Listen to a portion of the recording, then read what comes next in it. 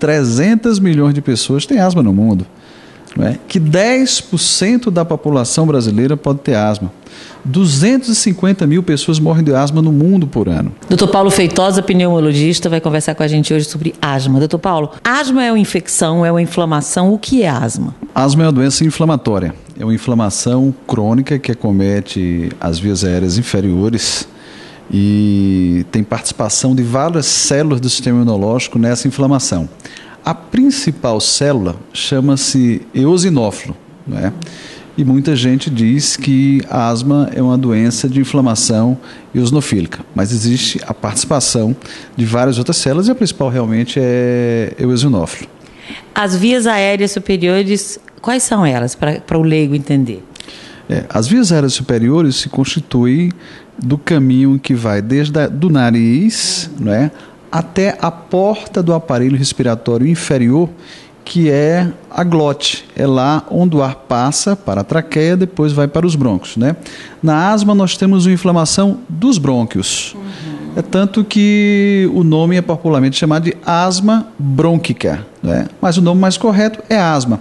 Muita gente chama de bronquite alérgica, de bronquite asmática. As mães não gostam de chamar de asma, mas o nome mais apropriado é asma.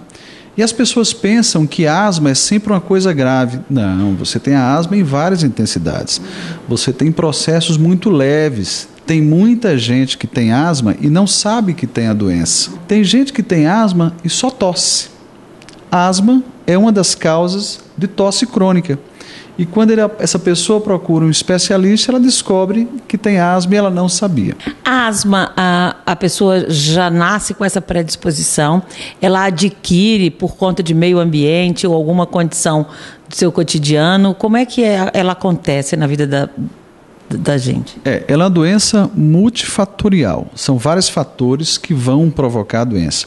O principal fator realmente é genético, é a predisposição genética e tem um envolvimento muito íntimo com a alergia. 70% dos asmáticos são alérgicos, né?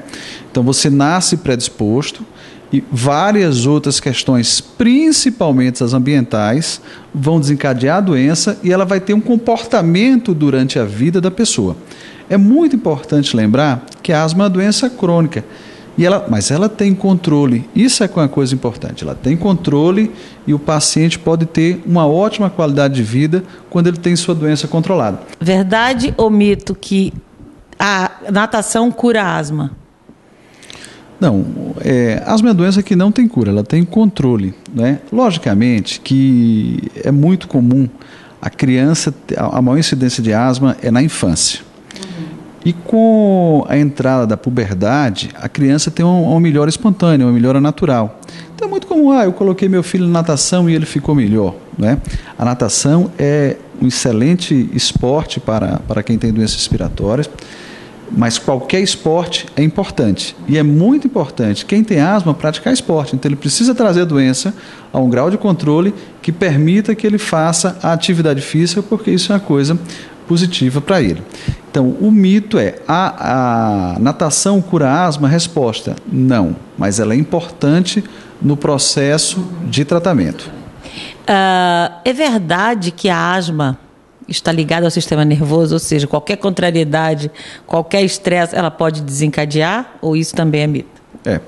Existe um grupo de doenças que a gente chama de doenças subjetivas, né, ao qual as alterações emocionais promovem o desequilíbrio daquela doença. Então, quem tem enxaqueca e tem uma questão emocional, a enxaqueca vem, o hipertenso é a mesma coisa, a asma pertence a esse grupo. As questões emocionais podem prejudicar o asmático, podem desencadear crises, às vezes crises severas. Então, o controle de questões emocionais também faz parte do tratamento da doença.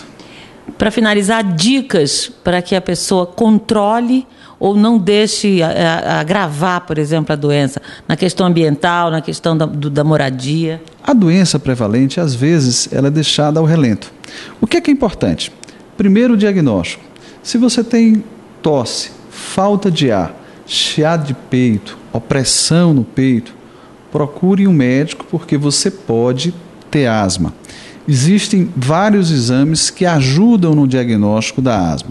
A primeira avaliação é a clínica, você pode começar o diagnóstico no exame físico, mas existe um exame que é extremamente importante, que chama-se espirografia, né? E esse exame pode confirmar a doença e ajudar também a classificar a sua intensidade. E a partir dali, o médico entrar com o arsenal terapêutico para equilibrar a sua doença. Então, você faz o tratamento, você consegue equilibrar a doença e ter uma vida, se não normal, muito perto da normalidade.